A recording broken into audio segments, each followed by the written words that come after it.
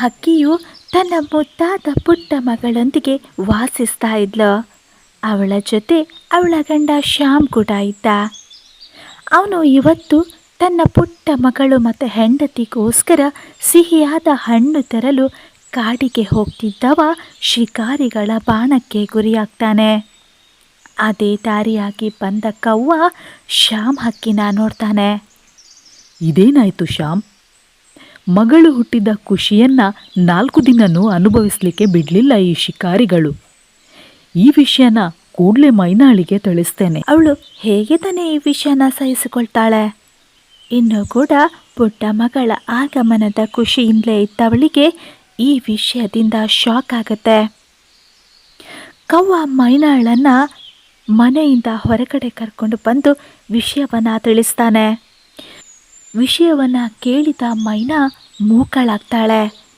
ಕಣ್ಣಲ್ಲಿ ನೀರು ಬಂತೆ ಹೊರತು ಒಂದು ಮಾತು ಬರಲಿಲ್ಲ. ಅವಳ ಕಣ್ಣು ಮುಂದೆ ಬಂದಿದ್ದು ತನ್ನ ಪುಟ್ಟ ಮಗಳ ಭವಿಷ್ಯ.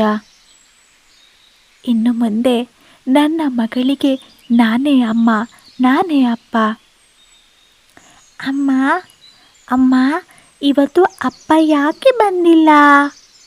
ಹೋಗೋವಾಗ ನನಗೆ ಸಿಹಿ ಹಣ್ಣು ತರ್ತೇನೆ ಅಂತ ಹೇಳಿದ್ರು.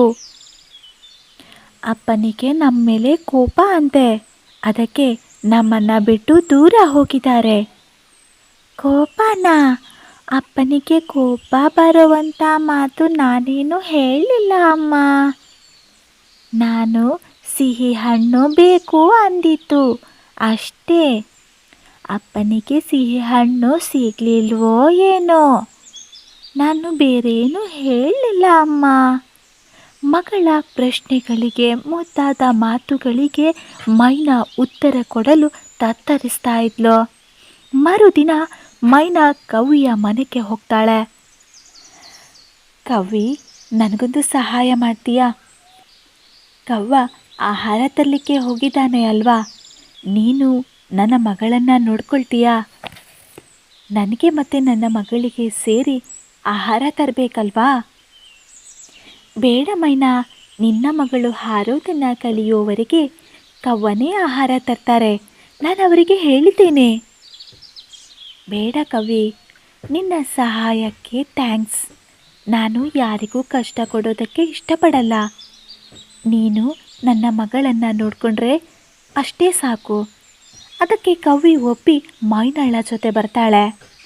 ಮೈನಾ ಆಹಾರ ತರಲಿಕ್ಕೆ ಹೋಗ್ತಾಳೆ.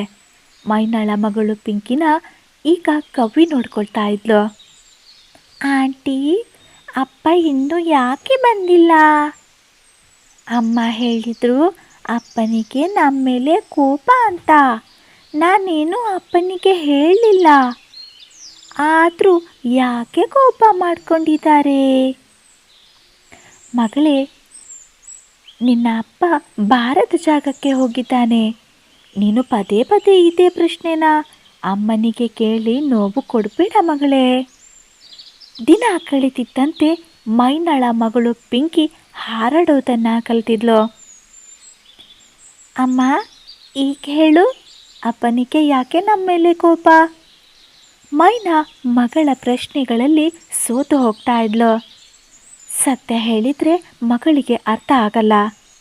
ಅದು ಅಲ್ಲದೆ ತನ್ನ ಅಪ್ಪ ಇನ್ನು ಯಾವತ್ತಿಗೂ ತನ್ನ ಹತ್ತಿರ ಬರಲ್ಲ ಅಂತ ಗೊತ್ತಾದರೆ ಈ ಪುಟ್ಟ ಮರಿ ಹೇಗೆ ಸಹಿಸಿಕೊಳ್ಳುತ್ತೆ? ಬೇಡ, ಈ ಸತ್ಯ ನನ್ನಲ್ಲೇ ಇರಲಿ. ಪಿಂಕಿ, ನಾನು ಆಹಾರ ತರಲಿಕ್ಕೆ ಹೋಗ್ತೇನೆ. ನೀನು ಜಾಗೃತಿಯಾಗಿ ಮನೆಗೆ ಹೋಗು. ಮೈನಾ ಆಹಾರ ತರಲಿಕ್ಕೆ ಹೋಗ್ತಾಳೆ. ಅವಳು ಹೋಗಿದ್ದು ಅದೇ ಸಿಹಿಯಾದ ಹಣ್ಣಿನ ಮರಕ್ಕೆ. ಇನ್ನೇನು ಸಿಹಿ ಹಣ್ಣು ತಿನ್ನಬೇಕು ಅನ್ನುವಷ್ಟರಲ್ಲಿ ಶಿಕಾರಿಯ ಬಾಣ ಬಂದು ಎದೆಗೆ ಚುಚ್ಚಿತ್ತು. ಅಮ್ಮ ಹಕ್ಕಿಯ ಪ್ರಾಣನು ಅಲ್ಲೇ ಹಾರಿ ಹೋಯಿತು. ಯಾವತ್ತಿನ ಹಾಗೆ ಇವತ್ತು ಕೂಡ ಕವ್ವ ಅದೇ ದಾರಿಯಾಗಿ ಬರ್ತಾನೆ. ನೋಡಿದಾಗ ಮೈನಾಳದ್ದು ಅವಳ ಗಂಟನತೆ ಸ್ಥಿತಿ. ಇನ್ನು ತಾನಿಲ್ಲೇ ಇದ್ದರೆ ತನ್ನ ಸ್ಥಿತಿನೂ ಹಾಗೆ ಆಗುತ್ತೆ ಅಂತ ಗೊತ್ತಾಗಿ ಅಲ್ಲಿಂದ ಕೂಡಲೇ ಹಾರ್ತಾನೆ ಕವ್ವ. ಇವಾಗ ಈ ಸತ್ಯನ ಪಿಂಕಿ ಹತ್ರ ಹೇಗೆ ಹೇಳೋದು? ಹೇಳದೆ ದಾರಿ ಇಲ್ಲ ಅಂತ ಮನೆಗೆ ಬರ್ತಾನೆ. ಅಲ್ಲಿ ಎಂದಿನ ಹಾಗೆ ಕವ್ವಿ ಪಿಂಕಿ ಜೊತೆಗೆ ಇದ್ಲು. ಯಾಕ್ರಿ, ಯಾಕೆ ಒಂಥರ ಇದ್ದೀರಾ? ಕವ್ವ ಅಂಕಲ್ ಬಂದರು, ಆದರೆ ಅಮ್ಮ ಯಾಕೆ ಇನ್ನೂ ಬಂದಿಲ್ಲ? ಹೌದಲ್ವಾ, ಈ ಮೈನಾ ಯಾಕೆ ಇನ್ನೂ ಬಂದಿಲ್ಲ? ಅವಳು ಬರಲ್ಲ ಕವ್ವಿ, ಅವಳದ್ದು ಶ್ಯಾಮ್ನದ್ದೇ ಸ್ಥಿತಿ. ಏನಾಯಿತು ಕವ್ವ ಅಂಕಲ್, ಅಮ್ಮ ಎಲ್ಲಿ? ಅಮ್ಮ ಇನ್ನು ಬರಲ್ಲ ಪಿಂಕಿ, ಅವಳು ಶಿಕಾರಿಗಳ ಬಾಣಕ್ಕೆ ಬಲಿಯಾಗಿ ಬಿಟ್ಟಿದ್ದಾಳೆ. ಇನ್ಯಾವತ್ತೂ ಅವಳು ವಾಪಸ್ ಬರಲ್ಲ. ಸತ್ಯ ತಿಳಿದಾಗ ಪಿಂಕಿಯ ಅಳು ಜೋರಾಗಿತ್ತು. ನನ್ನ ಬಳಿ ಇದ್ದಿದ್ದು ಅಮ್ಮ ಮಾತ್ರ. ಇವತ್ತಿನಿಂದ ಅವರು ಕೂಡ ನನ್ನ ಹತ್ತಿರ ಬರಲ್ಲ. ಇನ್ನು ನನಗೆ ಯಾರು ಇದ್ದಾರೆ? ನನ್ನಂಥ ಪುಟ್ಟ ಮಗಳಿಂದ ಅಮ್ಮನನ್ನು ದೂರ ಮಾಡೋ ಶಿಕಾರಿಗಳಿಗೆ ನನ್ನದೊಂದು ಧಿಕ್ಕಾರ. ಹೌದಲ್ವಾ ಗೆಳೆಯರೇ? ಯಾರೋ ಮಾಡಿರೋ ತಪ್ಪಿಗೆ ಯಾರೋ ಬಲಿಯಾಗ್ತಾರೆ. ಸ್ನೇಹಿತರೆ, ನೀವು ನನ್ನ ಚಾನಲನ್ನು ಸಬ್ಸ್ಕ್ರೈಬ್ ಮಾಡಿಲ್ಲ ಅಂದರೆ ದಯವಿಟ್ಟು ಸಬ್ಸ್ಕ್ರೈಬ್ ಮಾಡಿ.